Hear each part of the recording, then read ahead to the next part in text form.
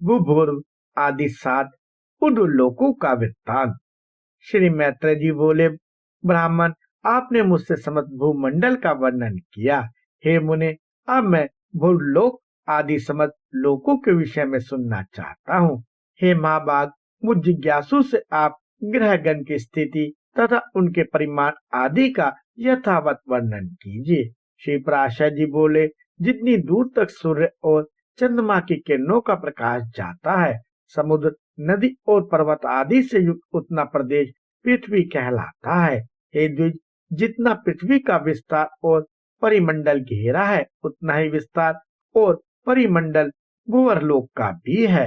हे मैत्रेय, पृथ्वी से 1 लाख योजन दूर सूर्य मंडल है और सूर्य मंडल से भी 1 लाख योजन के अनंतर पर चंद्रमंडल है।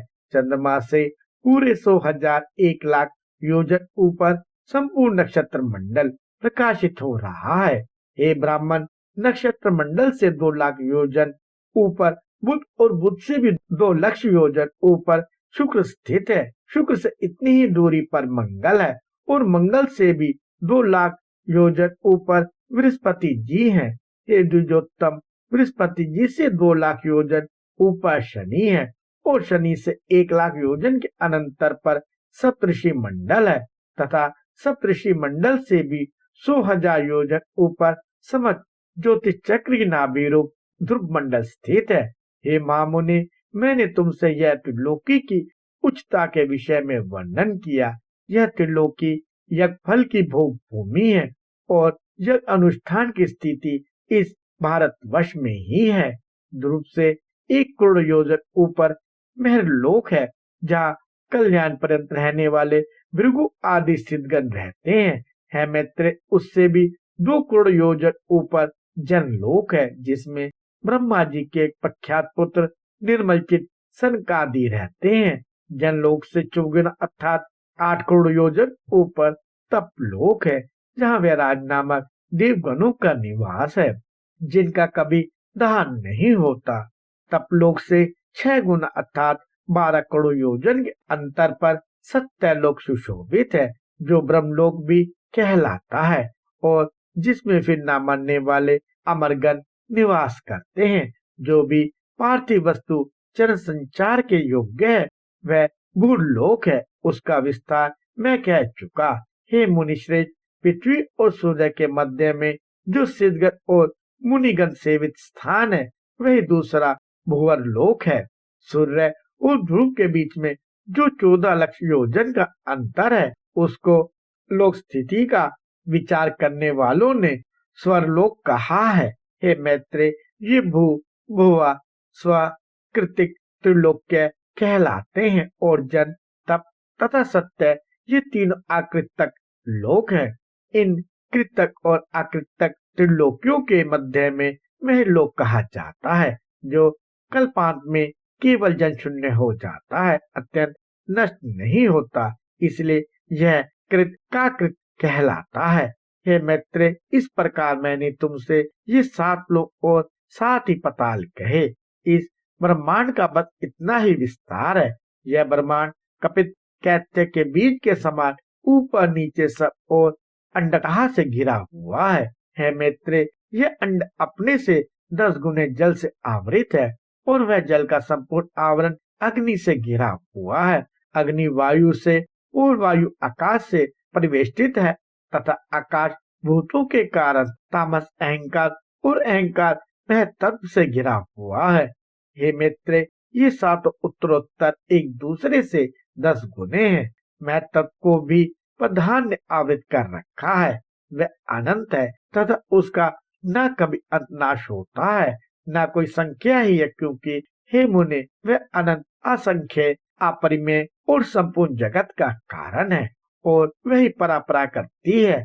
उसमें ऐसे ऐसे हजारों, लाखों और सैकड़ों करोड़ ब्रह्मांड है। जिस प्रकार काष्ठ में अग्नि और तिल में तेल रहता है, उसी प्रकार स्व प्रकाश चेतनात्मा व्यापक पुरुष प्रधान में स्थित है।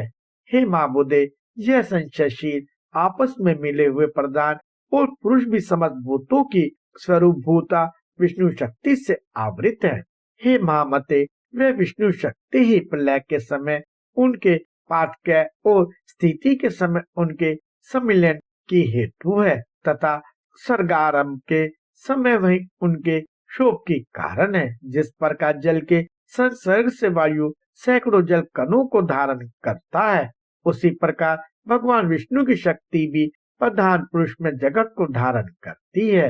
हे मुने, जिस प्रकार आदि बीज से ही मूल, स्कंद और शाखा आदि के सहित वृक्ष उत्पन्न होता है और तदंतर उससे और भी बीज उत्पन्न होते हैं तथा उन बीजों से अन्य अन्य वृक्ष उत्पन्न होते हैं और वे भी उन्हीं लक्षण, द्रव्य और कानों से युक्त होते हैं, उसी प्रकार पहले अव्यकृत प्रधान से मैं तत्व से लेकर पंचभूत पर्यंत संपूर्ण विकार उत्पन्न होते हैं तथा उनसे देव, असुर आदि का जन्म होता है और फिर उनके पुत्र और उन पुत्रों के अन्य पुत्र होते हैं।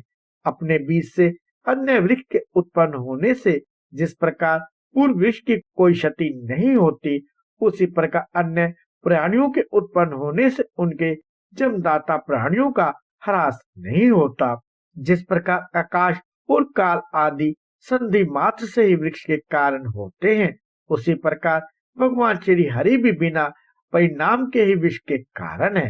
हे मुनि सत्तम, जिस प्रकार धान के बीज में मूल, नाल, पत्ते, अंकुर, तना, कोश, पुष्प, शीर, तंडुल, तुष और कण सभी रहते हैं तथा अंकुरोत्पत्ति की हेतु भूत, भूमि एवं जल आदि सामग्री के प्राप्त होने पर वे प्रकट हो जाते हैं, उसी प्रकार अपने अनेक पूर्व कर्मों में स्थित देवता आदि विष्णु शक्ति का आश्रय पाने पर अभिभूत हो जाते हैं, जिससे यह संपूर्ण जगत उत्पन्न हुआ है, जो स्वयं जगत रूप से स्थित है, जिसमें यह स्थित है और जिसमें यह लीन हो जाएगा।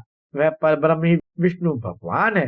वह ब्रह्म ही उन विष्णु का परम धाम पर स्वरूप है। वह पद सत और असत दोनों से विलक्षण है तथा उससे अभिन्न हुआ ही यह संपूर्ण चराचर जगत उससे उत्पन्न हुआ है। वही अव्यक्त मूल प्रकृति है, वही व्यक्त स्वरूप संसार है। उसी में यह संपूर्ण जगत लीन हो जाता है तथा उसी के आश्रय स्थित है।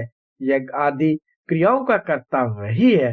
यज्ञ रूप से उसी का यजन किया जाता है और उन यज्ञ आदि का फल स्वरूप भी वही है तथा यज्ञ के साधन रूप जो स्त्रुआ आदि वे सब भी श्री हरि से ही, हरि से अतिरिक्त और कुछ नहीं है।